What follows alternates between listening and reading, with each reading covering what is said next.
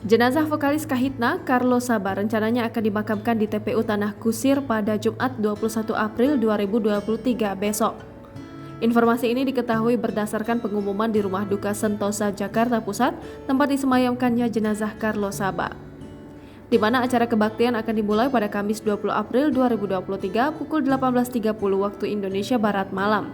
Kemudian keesokan harinya, upacara penutupan peti akan dilakukan pada Jumat 21 April 2023. Sehingga jenazah Carlo Saba rencananya akan dimakamkan di TPU Tanah Kusir pada Jumat 21 April 2023. Pantauan tribunnews.com, di rumah duka tidak banyak orang yang datang untuk melayat ke Rumah Duka Sentosa. Namun terlihat sederet karangan bunga dari teman Yovie and Nuno, Ahmad Sahroni maupun Musika Studios ikut mengucapkan rasa duka cita. Kemudian rekan atau kerabat dari mendiang Carlo Saba juga terlihat mulai berdatangan ke Rumah Duka Sentosa untuk memberikan penghormatan terakhirnya kepada pendiri grup musik Kahitna ini.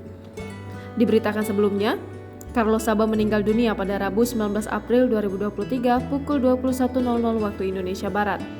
Hal ini dikonfirmasi oleh rekan segrupnya, Yovie Widianto.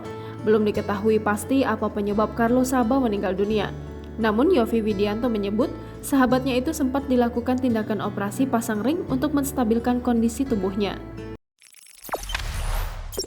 Jangan lupa subscribe, share, komen, dan like ya!